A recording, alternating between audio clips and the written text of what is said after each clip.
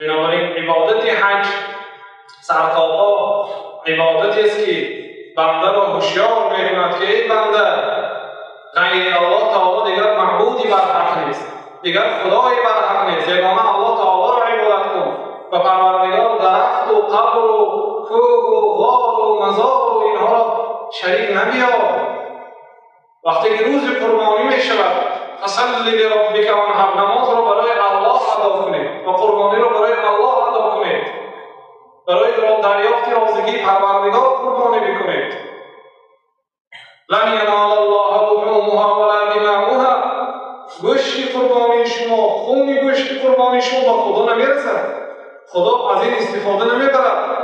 ولکن یناله التقوا منکم، لیکن خدا ترسی شما به نزد خدا برداشته می شود، برای الله تعالی شده قربانی میکنید. همین گونه تمام ارکان حج، تمام حرکات و سکون حج بنده را خاطر رسانی میکند که ای بنده، غیر الله تعالی دیگر خدایی بر حق نیست. حضرت عمر وقتی که به نزد حجر الاسود آمدند، سنگ سیاه که اصلا سنگ سفید بود و از جنت برآورده شده بود، حضرت جبرائیل و حضرت ابراهیم خلیل الله آورده دادند. وقتی که بنای کعبه میکردند، اون سنگ را گرفته و اون برج کعبه گذاشتند که بوسه پیغمبر خدا بوسه میکردند و مسلمان ها بوسه میکنند. حضرت عمر وقتی که پادشاه بودند به نزد سنگ آمدند، گفتند که یا حجر والله انی اعلم انک حجر، ای سنگ قسم به نام الله تعالی که تو سنگ هستی، من میدانم لا تنفع ولا تضر، نه فایده رسانیده میتوانی نه ضرر رسانیده میتوانی و نه ضرر را از من دور کرده میتوانی.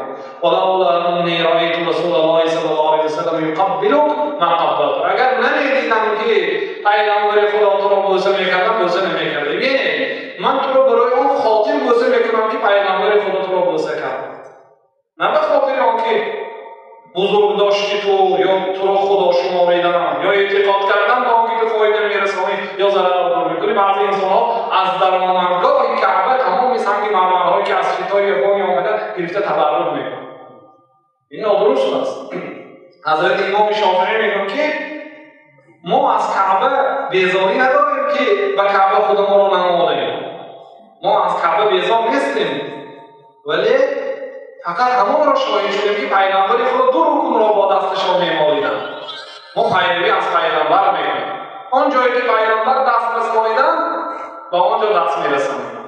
بنابراین در تمام ارکان حج باید موافق سنت پیغمبر خدا با نیت خالص به سفر براید و در اثنای حج موافق سنت پیغمبر حج ادا کند. قول حضرت مولانا بجان شو ساکنی کعبه، بیابان چند پیمایی، با روح شو داخل کعبه، با محبت با اخلاص وارد کعبه شد، چون بیابان‌های زیاد پی می‌ریم، 7000 کیلومتر طی کرده می‌ریم. و جان شو ساکنی کعبه، بیابان چند پیمایی، چنان بود قرب روحانی، چی سود از قطع منزل‌ها. اگر با روح خودت وارد کعبه نشوی، با محبت و اخلاص داخل کعبه نشوی، چی سود از قطع منزل‌ها؟ چی فایده از ترک وطن؟ چی فایده از صرف مبلغ؟ چی فایده از این مشقت؟ گفتم